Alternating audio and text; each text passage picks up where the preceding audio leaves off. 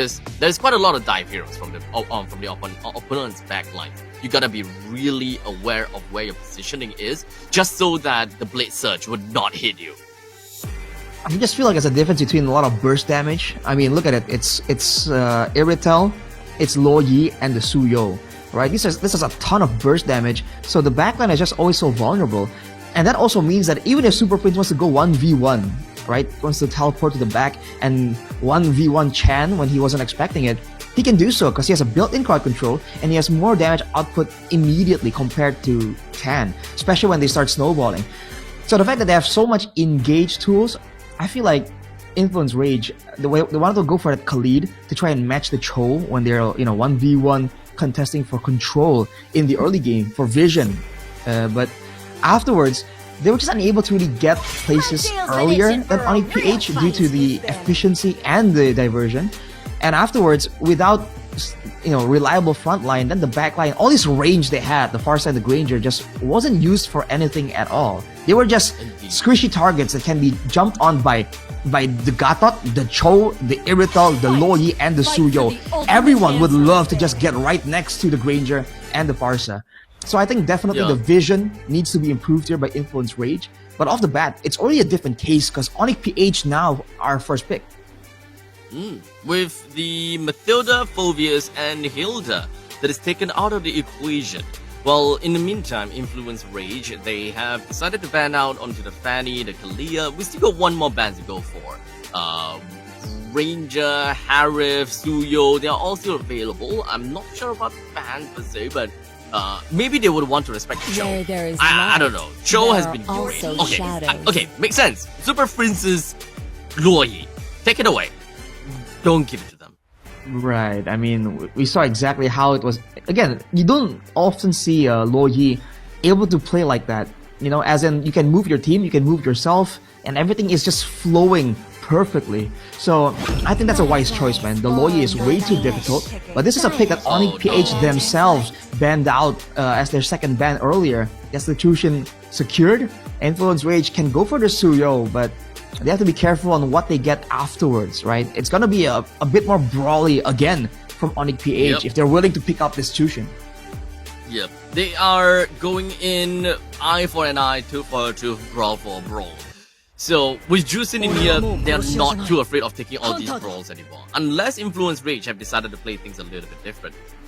With Influence Rage picking up the Harif once again, this generally when I see a Harif, I generally think that the teams will pivot over and play around the Harif already, without a doubt. You want area denial. You want to hold areas, you want to hold corners, just so that the Harif is enabled in his own Zaman Force. You also want to make sure you have tools to keep your opponents in the Zaman Force as well though. But Influence Rage taking the Cho here, so bold move by Paquito playing the Cho, taking it away from Brusco. But for Onyx PH, immediately the jungler and the gold lane. Usually you would see the carries kind of picked up later on, right? Like with the gold laner, the jungle, the mid lane. But Onyx PH are hiding their tools, their area control or pick of tools instead. Brusco and Kirk having their picks hidden for the second phase now. Influence Rage, what do they want to get first here? It has to be, might be the, I don't know, maybe the mid lane would be a good idea here. Something with clear, something that can deal with this Tushin. Because you need a long distance wave clear, because otherwise the Tushin will just zone you out. You won't get any farm at all. The one in my mind will be Sicilian. However, that will also mean that having both a Sicilian and a Harif is actually among the planes exists the equilibrium. But they have decided to go for a Yi. Oh. It is a known counter for the Tushin. He has so much range, and later on you can disable the Tushin from doing too much by laying down your Void Crystals, the second skill, the long line. If you put it in front of the Tushin, then she can't really move optimally in the middle of the fight. So it is a quote-unquote known counter, but it's gonna be a bit difficult, man, especially with the Moskov and the Suyo. If you're not careful with the positioning and the coverage, if in the midst of a big team fight a Spear of Destruction lands onto the Yves, that's a game over angle, man. Okay, so that does sound pretty darn good now. So at this point in time, we've got AoE. So okay, aerial control. I'll say that the Yi plays very well into the Zaman Force. So technically speaking, there is yet another hero that we will always want to see that plays around with the Yi, and that is the Gatokacha. Every time, especially since you will want to take the Gatokacha away from Onyx PH. So it's either you ban it out or you pick it for yourself, which is very possible because they are going to be the first pick of the second phase. Alright, for Onyx PH, they ban away the Hanzo. That was actually left open for the first game earlier, but both teams weren't really using it. Now for Onyx PH, despite having a lot of good like dive tools and ways to actually fight in the backline, right?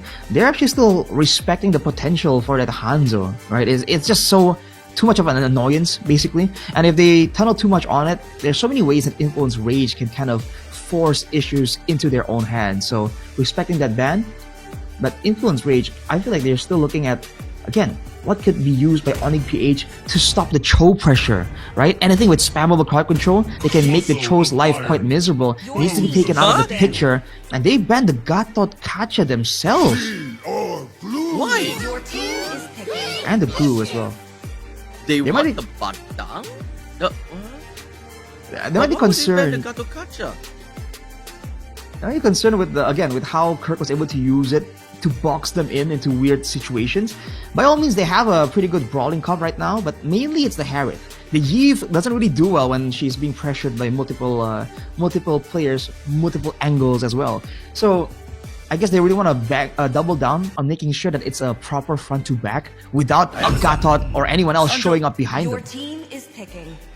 I guess I'm not a fan of banning out the Gatot. Especially since you're going up against a Jusin, you're going up against a Suyo. Having a Gatot is just generally really good. You deny the opponents the opportunity to counter against your Yve at the same time. You play into your Zaman Force as well, keeping people within of the Zaman Force, allowing your Harith to play well. But never mind. That is now that is banned. We're gonna have to look at some other picks. But Khalid, Onyx PH. I think that this is their answer. They want to show Influence Rage how they play the Khalid. Interesting. Earlier, when Influence Rage were the ones running the Khalid, they banned away the Edith. So now the Edith and Khalid are in the picture, and this is different. Even though the Khalid has the same problems earlier, there's not a big dance with crowd control right now. And even if Influence Rage wants to use the Cho to punish the Khalid, the same way we saw Briscoe punish Paquito just earlier, there's an Edith now that can use the Onward. It's almost similar to the way Kyla is able to actually shut down the Cho, right? You just hit him with the instant Onward and an Earth Shatter, and turn it around. So now they have located great brawling potential with the Primal Wrath, and the Khalid can actually take his chance to be aggressive to try and maybe shave down the HP bars of the Hayabusa in the fights too. So same pick, whole different story here for Onyx PH. Now the CC picked up by Influence Rage, it is giving me very different vibes. I thought that they would possibly want to play around the Harith, and especially since they do have the Yve as well, but now that they picked up the CC, they outright wants to win in the lanes. But even though there is a Badang that's available, Badang wouldn't lose against a Khalid. But to add on a CC, are you able to tell what Influence Rage is trying to go for here? I feel like they just want to have like lane prio in order for them to actually match Onyx and their rotational speed. But now that Onyx PH are the ones who actually have the Khalid in their hands, that extra passive movement speed from the Khalid is something to be concerned about as well, dude. So we'll have to see. The early game, I think it's definitely going to be a brawl again, especially for the Cho and the Khalid. This is like a long-standing rivalry, basically. Afterwards, though, look out for Influence Rage and how they want to use like maybe wave cuts and the like. But that seems like the only reason why they would require that CC. It's Paquito. Ooh. Oh, okay. This is not necessary. With the new patch coming in from the nerf, or rather the balance, the adjustments onto Jusin. Jusin can no longer immediately pick up someone twice in a row because of the mana consumption. so Flicker was not very necessary there. I mean, it looked pretty close, man. One more tick, but Brusco gets out of it. Paquito trying to even the score, but he might pay the price. Almost there, almost there. There's now another pickup coming from the side of Super Friends. King Kong takes a kill down on the Paquito, allowing them to get the first blood. But that's not going to be over just yet. Whoa. We do have Soul Saber coming from King Kong. Wait, Jordan, he went back in. He won it and hoping that he will be getting a kill on King Kong, but he no longer have any more shadows. As such, a quick little pickup and a slam from Super Friends. That is 2 kills for the side of Onyx PH for Influence Rage. And more Brawly. As Brusco leaves the battlefield with only a sliver of health. Monsters, the next one on the chopping block. King Kong effectively got 2 kills within 2 minutes. All of that, and Brusco gets out, takes a bow. Just a great performance there. Just dancing around, getting out of all these high-risk situations. How does he do it, man? Influence Rage. I feel like there was a moment there where there was potential, but Jotun kind of went on that kill attempt on a split second, and because of that, it wasn't really well thought out. It was maybe a couple of cuts away from that shadow kill actually securing the kill, but Onyx PH maintained their composure, and now they're pulling ahead 1,000 gold, and they're immediately looking for the neutral objective here, forcing Influence Rage to maybe oblige them in a couple more battles. It's gonna be a 1v1 right here.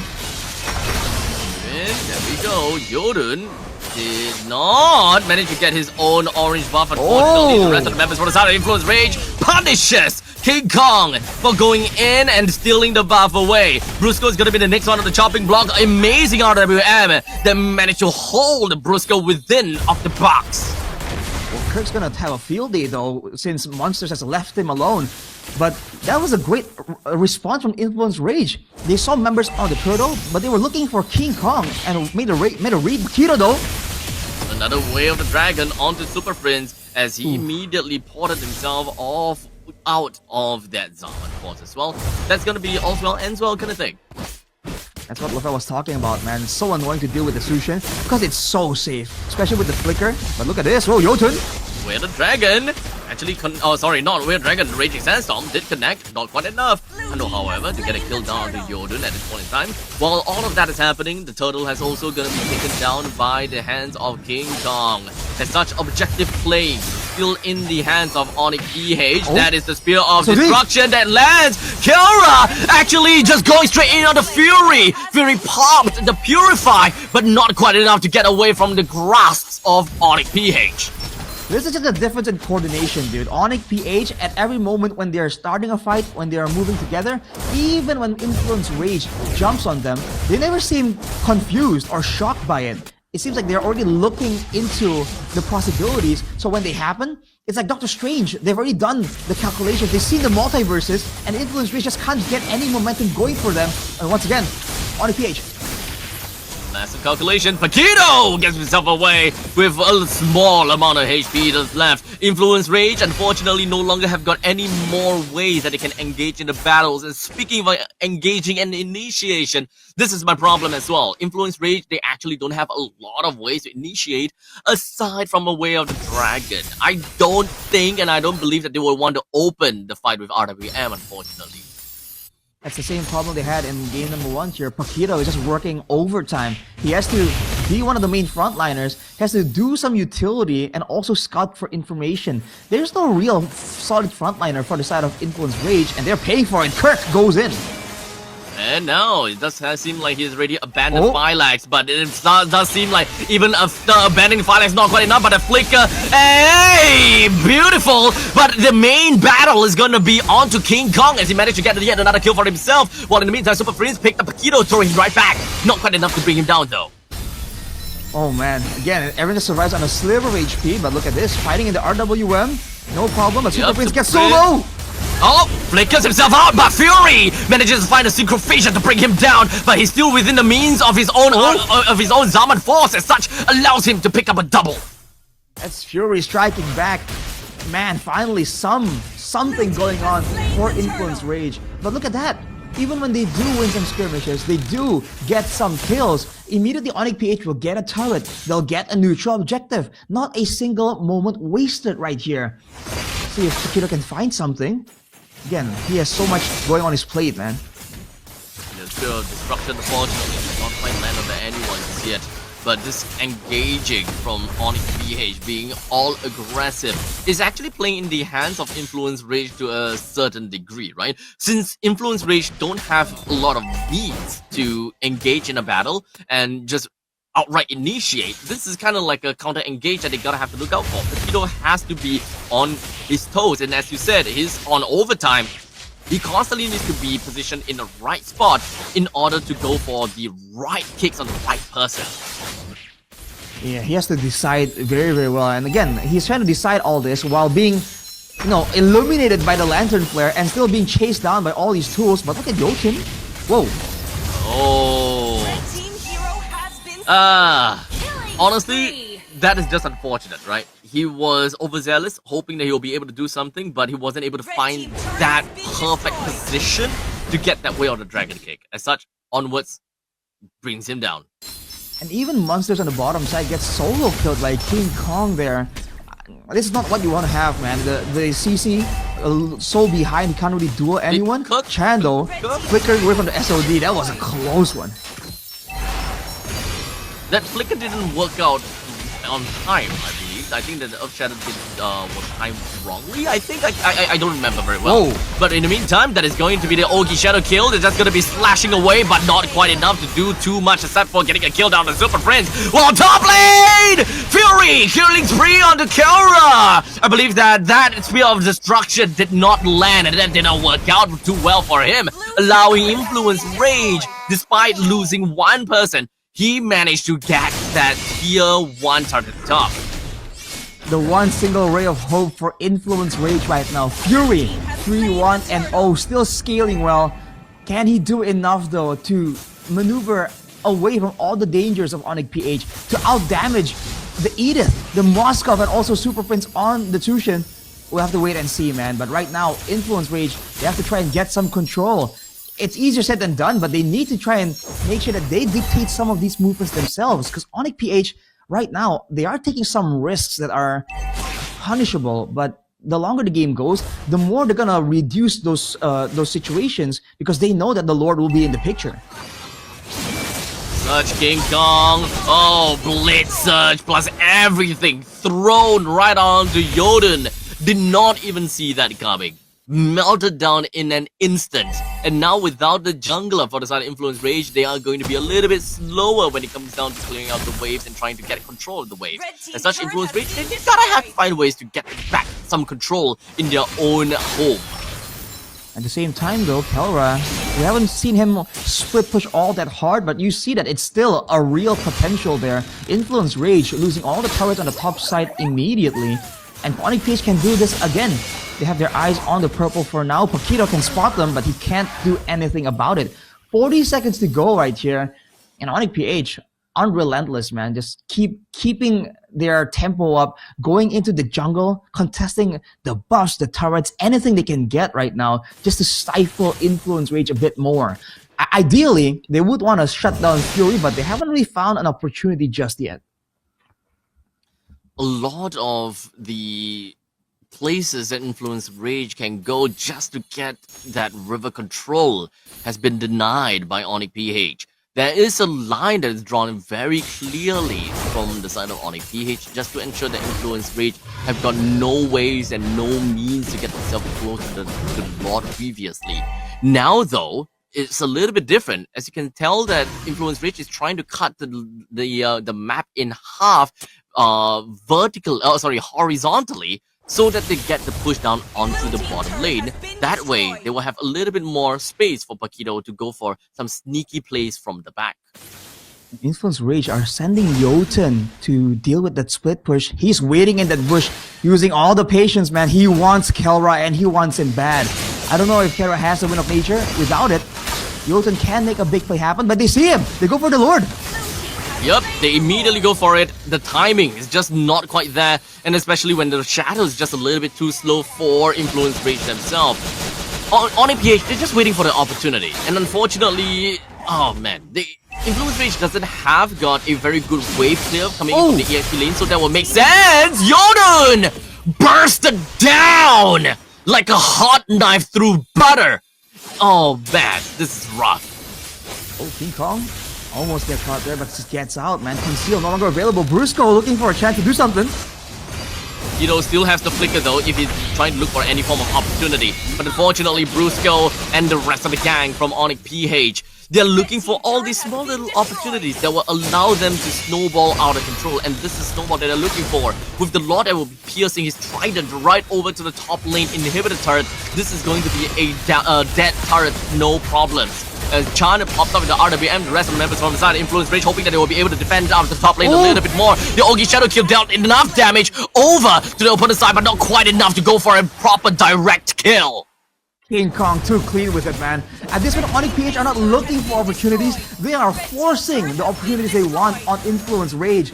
Almost a 10k gold advantage. And now with Kera picking up the Malefic gun, it's looking from bad to worse for Influence Rage, dude. They have no real range to deal with this Moskov in the late game. They have it be able to do some damage, but Kera can just outrange all of them. Pakido only has one chance, but unfortunately he blew it! He wasn't able to get the Whale Dragon right on time. As such, he's gotta go straight down first. But in the meantime, of course, King Kong with a great burst down, right down to the Fury. Yodun is gonna be the next one onto the board, but Yodun and Monsters triple kill credited over to King Kong, and the rest of the members for the side of Onyx PH cleans out this game. 2-0, no problems for Onyx Philippines. That was a rough one for Influence Rage, man. You can see the attempts.